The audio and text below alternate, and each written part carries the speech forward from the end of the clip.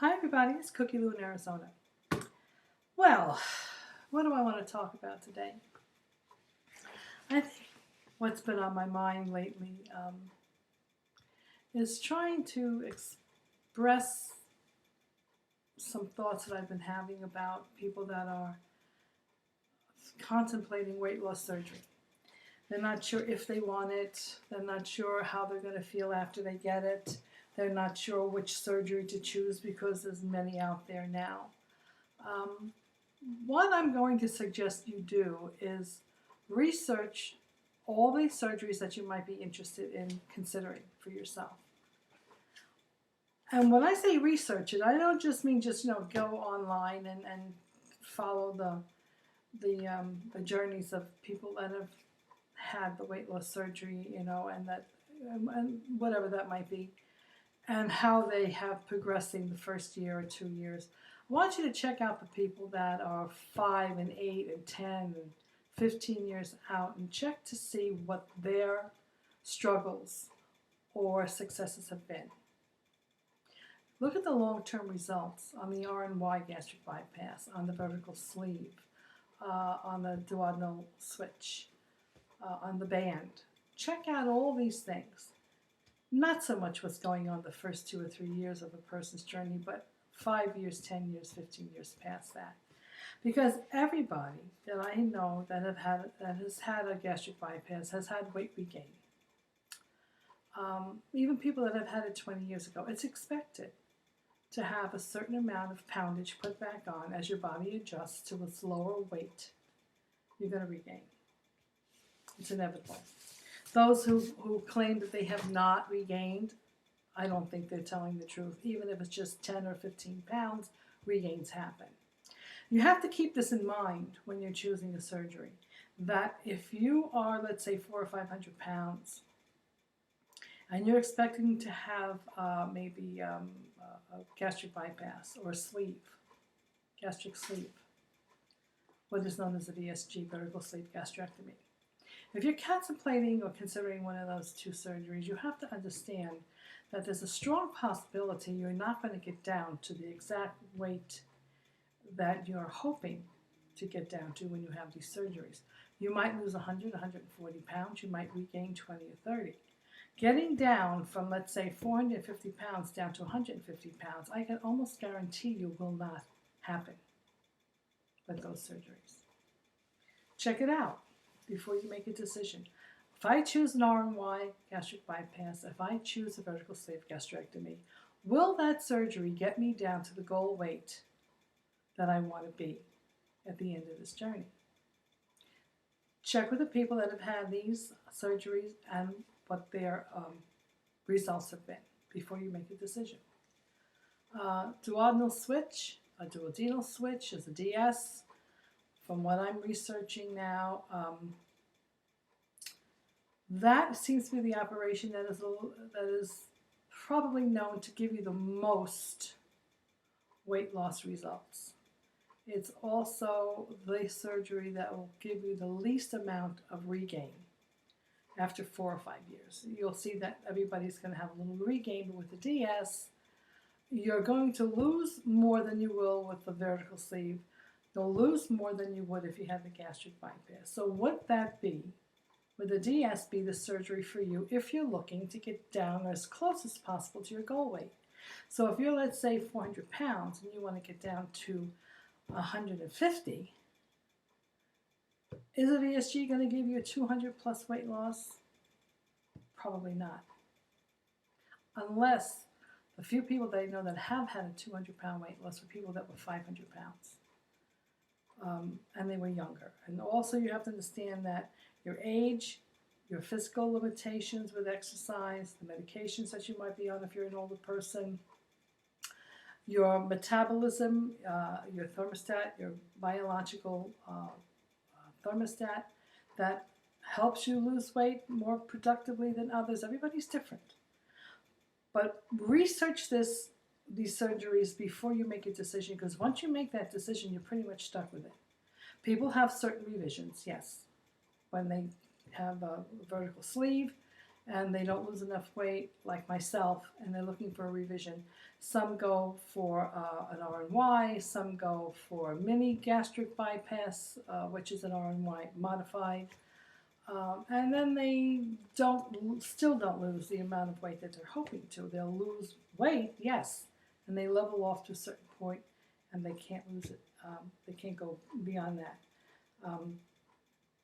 I was torn that if I do choose to have a revision, which I'm pretty much plugging to do, as long as my insurance will allow it.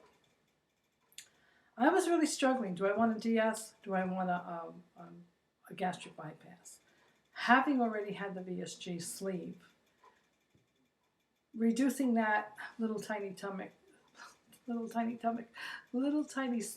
even further into a pouch with an RNY will probably allow me to lose 80, 90, 100 pounds.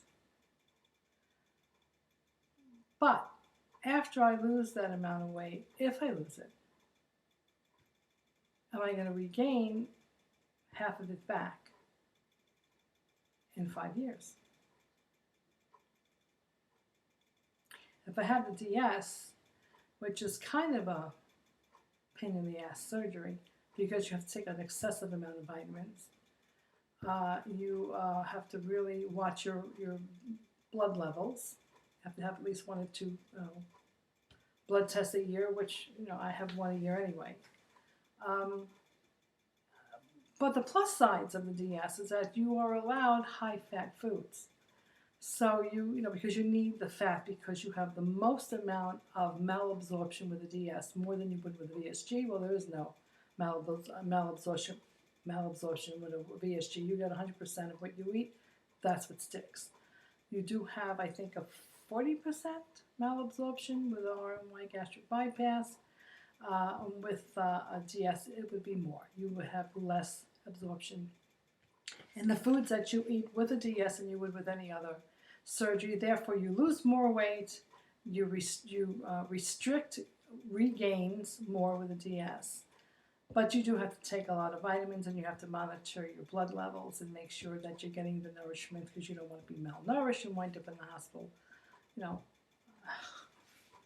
saying, oh my God, you're malnourished, why are you malnourished? Well, I have an intestinal restriction that doesn't allow me to absorb everything that I eat. So you got to be careful with the vitamins. You got to maintain that. So bottom line is, which surgery is going to be good for you as an individual? What do you really expect from the surgery that you choose? Will it get you there? Will it keep you there? You have to do the work. You have to do the research. You have to check the people that are 10 years plus out of whatever surgery that they've chosen, and check to see how they're doing. Now, mind you, everybody's different. But in general, you're going to see that there are going to be a large amount of people that had an RNY that have had regains after a certain amount of time. Same thing with VSG and gastric bands and everything else. So you got to check the surgeries to see what's right for you.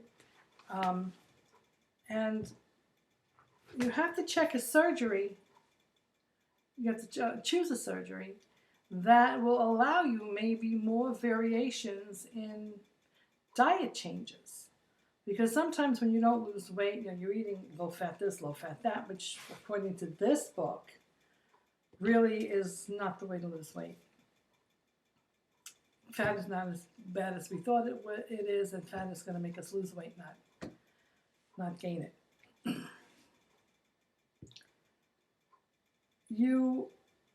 If you have an RNY surgery, you might not be able to fluctuate your diets where you can try different things, because maybe it will not allow you to take fats, where DS will allow you to take fats. You can eat your bacon. You don't have to count calories as much. You don't have to worry about low fat this, low fat that. No, if I can't have sugar, because if I have sugar of any kind of refined carbohydrate, I'm going to gain weight, which you will with any surgery you have, any surgery. But with a DS, you won't get sick. You won't dump. You might have other complications. You might have some bathroom issues. You might have some loose stools. You might have some excessive gas. if you eat, something that you shouldn't, you're going to have a problem with maybe some bathroom problems. But you have to take all these side effects into consideration. And what do you want to deal with and what don't you want to deal with? And pretty much make your choice based on all those facts. Which is going to be the best surgery for me and why? And when you study it and restudy it and investigate and reinvestigate and you go and you finally tell yourself, okay, this is what I want to live with for the rest of my life. I don't want to regret having an ROI gastric bypass if I only lost half the weight I was supposed to or hope to.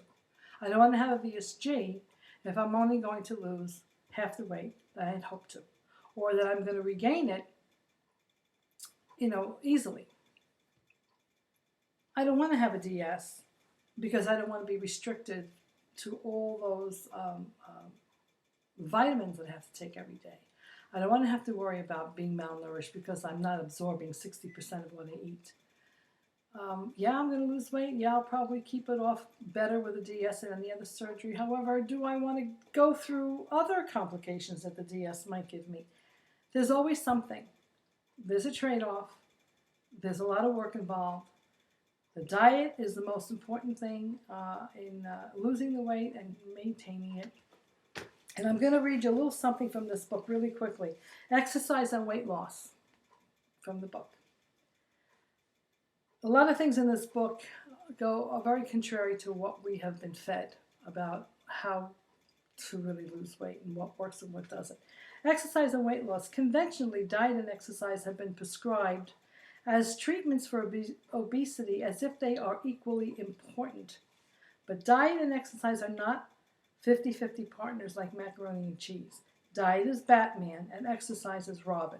Diet does 95% of the work and deserves all the attention. So logically, it would be sensible to focus on diet. Exercise is still healthy and important, just not equally important. It has many benefits, but weight loss is not among them. Exercise is like brushing your teeth. It's good for you and should be done every day. Just don't expect to lose weight.